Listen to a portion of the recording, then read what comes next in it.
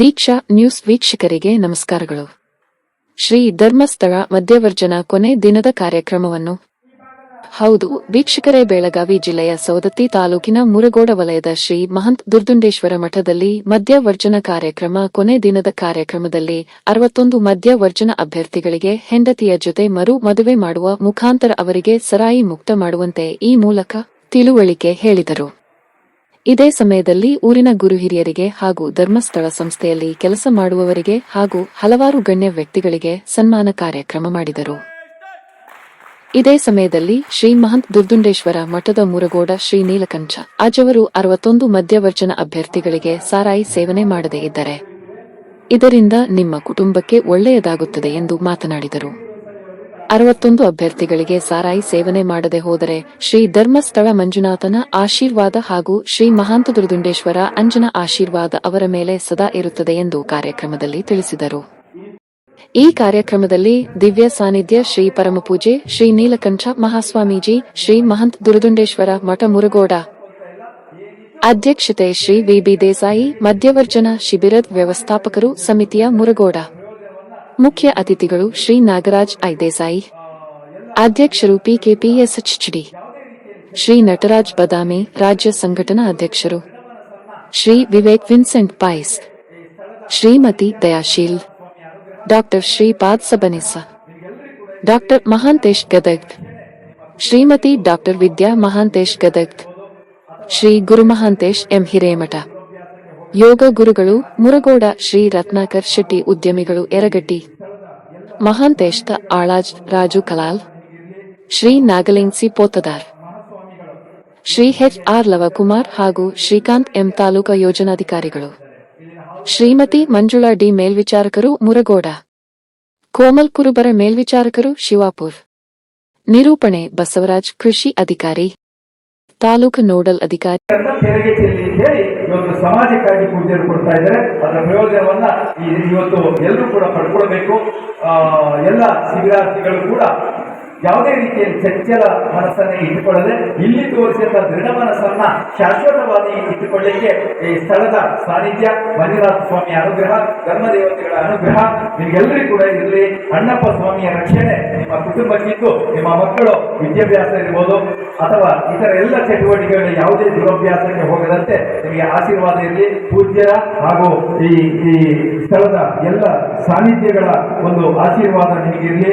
ಪರಮ ಪೂಜ್ಯ ಮಹಾಸ್ವಾಮಿಗಳು ಇವತ್ತು ನಮಗೆ ಇದೆಲ್ಲ ಮಾಡಬೇಕಾದ್ರೆ ಎಲ್ಲ ರೀತಿಯ ಅನುಕೂಲತೆಯನ್ನು ನಮಗೆ ಮಾಡಿಕೊಟ್ಟಿದ್ದಾರೆ. ಇಲ್ಲಿನ ಹಾಲಿನ ವ್ಯವಸ್ಥೆ ಇರ್ಬೋದು.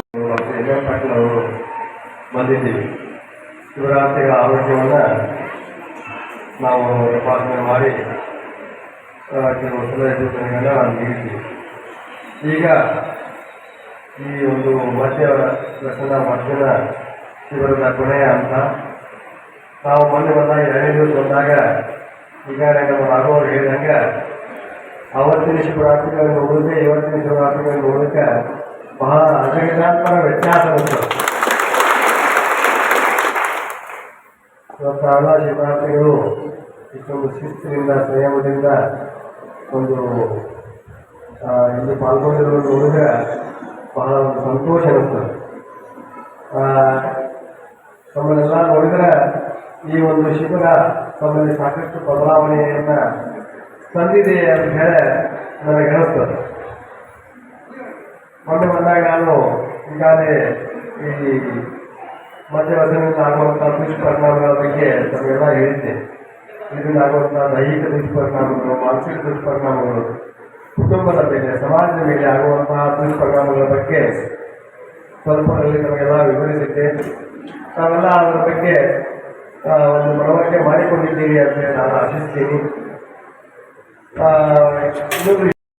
ಈ ಒಂದು ಶಿಬಿರ ಅಚ್ಚುಕಟ್ಟಾಗಿ ಆಯೋಜಿಸಿ ತಮ್ಮೆಲ್ಲರಲ್ಲಿ ತರಲಿಕ್ಕೆ ಕಾರಣವಾದಂತಹ ನಮ್ಮ ಶ್ರೀ ಕ್ಷೇತ್ರ ಧರ್ಮಸ್ಥಳ ಗ್ರಾಮಾಭಿವೃದ್ಧಿ ಯೋಜನೆ ಹಾಗೂ ನಮ್ಮ ಮುರಗೋಡ ಗ್ರಾಮದ ಈ ಒಂದು ಮಹಾಂತ ದುರ್ಗುಂಡೇಶ್ವರ ಮಠದ ಪೂಜ್ಯರು ಹಾಗೂ ಇಲ್ಲಿಯ ಒಂದು ಎಲ್ಲ ಕಾರ್ಯಕರ್ತರಿಗೆ ಮೊಟ್ಟ ಮೊದಲನೇದಾಗಿ ಒಂದು ಪೂರ್ವಕ ಅಭಿನಂದನೆಗಳು. ಯಾಕಂದ್ರೆ ಇಂತಹ ಒಂದು ಶಿಬಿರವನ್ನು ಆಯೋಜನೆ ಮಾಡೋದು ಅಷ್ಟೊಂದು ಸರಳ ಕೆಲಸ. ಒಬ್ಬ ಮಾಣಿಯಾಗಿ ಕೆಲಸ ಮಾಡಿ ಅಲ್ಲಿ ಪರಿಶ್ರಮ ಪಟ್ಟು ದುಡಿದು ಅದರ ಮುಖಾಂತರ ನನ್ನ ಕಾಲ ಮೇಲೆ ನಾನು ನಿಲ್ಲಕ್ಕೆ ಒಂದು ಎರಗಟ್ಟೆ ಅಂತ ಪ್ಲೇಸು ಬೈಲಂಗಲ ಅಂತ ಪ್ಲೇಸನ್ನು ಹುಡ್ಕೊಂಡು ಅಲ್ಲಿ ಸಣ್ಣ ವ್ಯವಹಾರ ಮಾಡಿದೆ. ಇವತ್ತು ಒಂದು ಪಾತ್ರ ಒಂದು ಲೆವೆಲಲ್ಲಿದೆ. ಹಾಗಾಗಿ ನಾನು ದುಡಿದು ನಾನು ಬೆಳೆದಕ್ಕಿಂತ ಜಾಸ್ತಿಯಾಗಿ ನನ್ನ ಕೈಯಲ್ಲಿರುವಂಥ ಕೆಲಸಗಾರರಿಗನ್ನುವಂಥದ್ದು ಮಾರ್ಗದರ್ಶನವನ್ನು ಕೊಟ್ಟು ನೂರಾರು ಜನರನ್ನು ಇವತ್ತು ಸ್ವ ಉದ್ಯೋಗದಲ್ಲಿರುವಂಥ ಬೆಳಿಲಿಕ್ಕೆ ಅನ್ನುವಂಥದ್ದು ನಾನು ಕಾರಣಕರ್ತನಾಗಿ ಅದೇ ನನಗೆ ದೊಡ್ಡ ಸಂತೋಷ. ನಾನು ದುಡಿಮೆ ಅಂತ ಹೇಳಿದ್ರೆ ಅದೇ ದೊಡ್ಡ ದುಡಿಮೆ ಅಂತ ನನ್ನ ಅನುಭವ. ಹಾಗಾಗಿ ನಾನು ಎಲ್ಲಿಯೋ ಆಕಸ್ಮಿಕ ನಾನು ಆ ಧರ್ಮಸ್ಥಳದ ಆ ಹುದ್ದೆಯಲ್ಲಿ ನಡೆಯುವಂತಹ ಸಾಧಾರಣ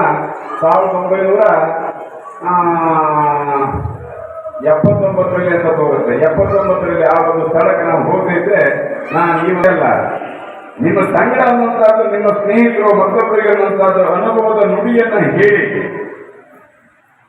ಇಂಥ ಪರಿಸ್ಥಿತಿ ಇದೆ, ನಾನು ಈ ರೀತಿ ಸುಧಾರಣೆ ಆಗಿದೆ, ನನ್ನ ಹಣಕಾಸಿಗಿಂತ ನನ್ನ ಆರೋಗ್ಯದ ಸುಧಾರಣೆ ಆಗಿದೆ, ಹಾಗಾಗಿ ನೀನು ಬಿಡಂತ ಒಬ್ಬೊಬ್ಬರು ಅನ್ನೋದು 4 ಜನ ಮಾಡಿದ್ರೆ ನೀವು 6 4 24 200 ಜನ ಅನ್ನೋದು ಶಿಬಿರಕ್ಕೆ ಬಂದ ಹಾಗಾಗುತ್ತೆ.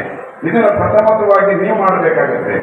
ನಿಮ್ಮ ಸಂಸಾರನೂ ಒಳ್ಳೆ ಉದ್ಧಾರ ಆಗುತ್ತೆ, ನೀವು ಉದ್ಧಾರ ಆಗ್ತೀರಿ, ನಿಮ್ಮ ಜೀವನವೂ ಉದ್ಧಾರ ಆಗುತ್ತೆ, ನಿಮ್ಮ ಭವಿಷ್ಯತ್ತಿನಲ್ಲಿ ನಿಮ್ಮ ಮಕ್ಕಳು ಸಮೇತ ಅನ್ನುವಂಥದ್ದು ಇಂಥವರಿಗೆ ಹುಟ್ಟಿದವ್ರ ಮಕ್ಕಳಂತ ಒಂದು ಹೇಳಲಿಕ್ಕೂ ಸಹ ಆಗುತ್ತೆ. ಅದಾದ್ರೆ ನಮ್ಮ ಮಕ್ಕಳನ್ನಂಥದ್ದು ದಾರಿಗಂಟಿದ್ದನ್ನಂಥದ್ದು ಯಾರಿಗೋ ಮಂದಿ ಎದುರುಗಡೆ ಬೇಜಾರುವಂಥ ಪರಿಸ್ಥಿತಿ ಅನ್ನುವಂಥದ್ದು ನಾವು ಮಾಡಬಾರ್ದು ಅಂತ ನನ್ನ ಒಂದು ಅನಿಸಿಕೆ. ಹಾಗೆಯೇ ಇವತ್ತು ಸಣ್ಣ ಕಡ್ಡಿಗೊಂದು ನಾಳೆ ಅನ್ನುವಂಥದ್ದು ಹೆಮ್ಮರವಾಗಿ ಬೆಳಿಬಹುದು. ಸಣ್ಣ ಇವತ್ತು ಅನ್ನುವಂಥದ್ದು ನೀರಿನ ಕಡ್ಡಿ ಅನ್ನುವಂಥದ್ದು ಸಣ್ಣ ದೀಪ ಅನ್ನುವಂಥದ್ದು ಪ್ರಚುರವಾಗಿ ಬೆಳಿಬಹುದು.